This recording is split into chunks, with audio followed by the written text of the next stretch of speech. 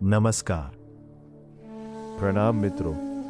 આજે આપણે વર્ષો જૂની અને અનુભવ સિદ્ધ કડી જોડાણ પદ્ધતિથી શાંત સુધારસ ગોખવાનું શીખીશું. આપ અહીં જોઈ શકો છો કે પ્રથમ કડીમાં યન્નિર્જરા દ્વાદશધા નિરુક્તા ને 30-40 વાર બોલી ને ગોખવાનું છે. હવે બીજી કડીમાં યન્નિર્જરા દ્વાદશધા નિરુક્તા ની સાથે સાથે તદ દ્વાદશાનાં તપસામ વિભેદાત 30-40 વાર બોલી ને ગોખવાનું છે.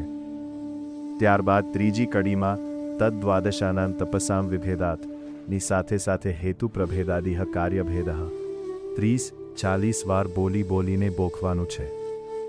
એ જ પ્રમાણે ચોથી કડીમાં હેતુ પ્રભેદાદિહ કાર્યભેદઃ ની સાથે સાથે સ્વાતંત્ર્યતસ્ત્વેકવિધેવ સા સ્યાત 30-40 વાર બોલીને ગોખવાનું છે.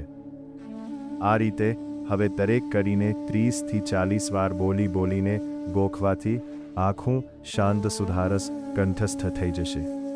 આપ શ્રી જ્યારે શાંત સુધારસ કંઠસ્થ બોલશો ત્યારે ડાબી બાજુનો કડી જોડાણ વિભાગ આપમેળે નીકળી જશે અને જમણી બાજુનો મૂળ ગાથા વિભાગ ભૂલ વગર બોલાશે.